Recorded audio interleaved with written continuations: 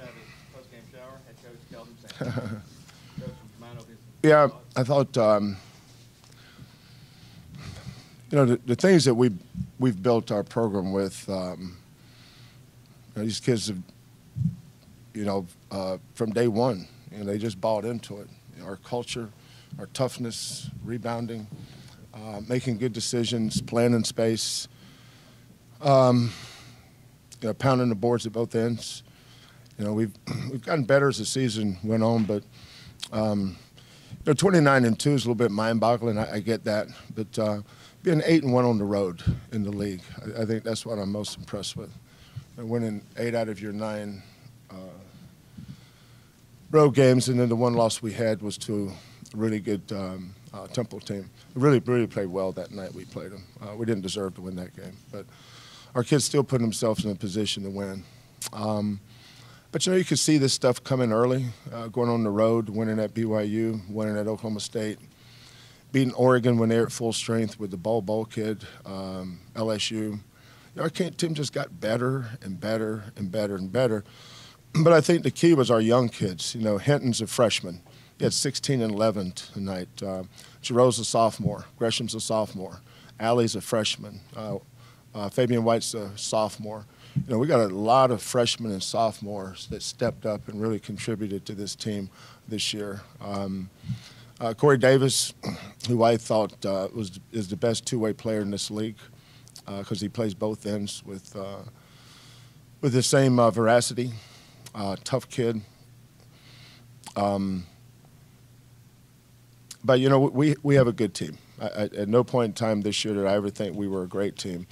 But I knew we were pretty good, and we've shown it everywhere we've been on the road. Questions, please? Don't want to get better timeouts. Which, 7-41, I think. yeah. The key was making sure we were spaced. You know, as long as we're slot corner, and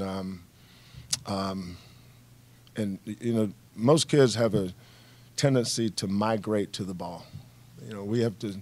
When Giroux and Davis have it in the middle of the floor, you know, we try to force people to make a decision. And if they get downhill, now you really have to make a decision. If you come off the corners, then that's where the ball should go. If you come off the slot, the ball should go to the slot. Then you got an extra pass to the corner. So, you know, we work on our spacing offense 5-on-0 just about every day. But the key is the trigger man, Giroux and Davis, having two guys that can play out a pick and roll. And Robinson. And Robinson doesn't score at the level those guys do.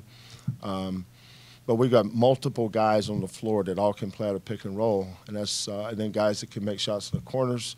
And we've got guys that understand the importance of offensive rebounding. So we have a good team. I don't think it's a great team, but it is a good team. You said having your children so close to the program has been a blessing. Mm-hmm.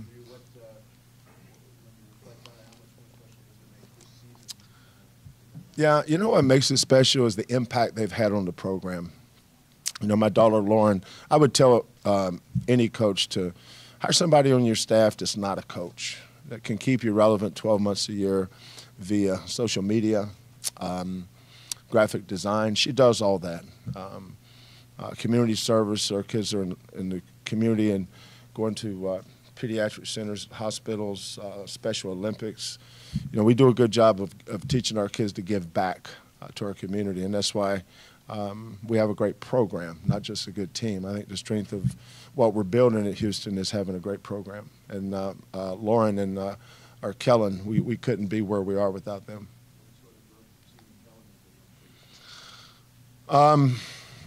Well, there's some coaches that are expendable, and there's some not quite as expendable. I'm probably in the former. I'm expendable. I think if something were to happen to me and he took over, I don't think we'd miss a beat. Anything else? I just want to ask about Jerry Cumberland and Corey. I think kind of talked about as two of the better players in the conference. Do you need Corey? Is that forward player of the year today? I don't know. I don't know if you can win it in one day. I think you get a better idea of where they are at this time of the year. You know, Corey's been consistently good.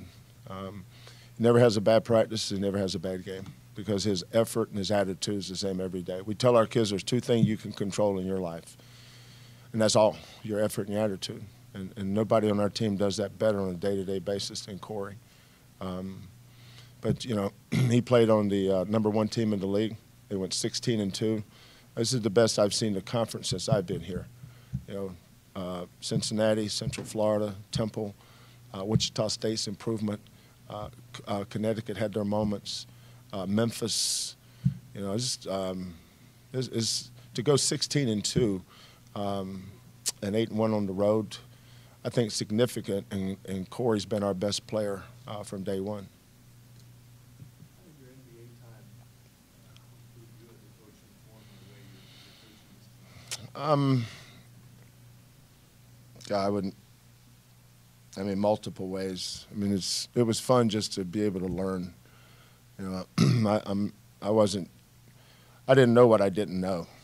You know, just that first month I was in San Antonio watching Mike Budenhauser and Brett Brown and Donnie Newman do scouting reports and the multiple ways you can guard pick and rolls, both sides of the floor, middle slot, importance of spacing.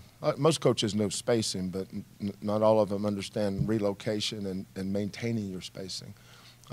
Those are a lot of things I learned. I wasn't very good at that stuff. You know, we knew how to win, but we didn't know how to win multiple ways like we do now. But that's because I learned from some really good people. There's some really good coaches in the NBA. I learned a lot from them. I learned a lot scouting other teams. Terry Stott, Stan Van Gundy's team. I was the associate head coach for the Rockets, so I assigned all the scouting reports. And I made sure I scouted all the coaches I wanted to learn from. I enjoyed that. Together, we have time for one more question. Anybody? Considering all that's going on in the college game now and the game Harold, do you think how do you think history will look back at your career and you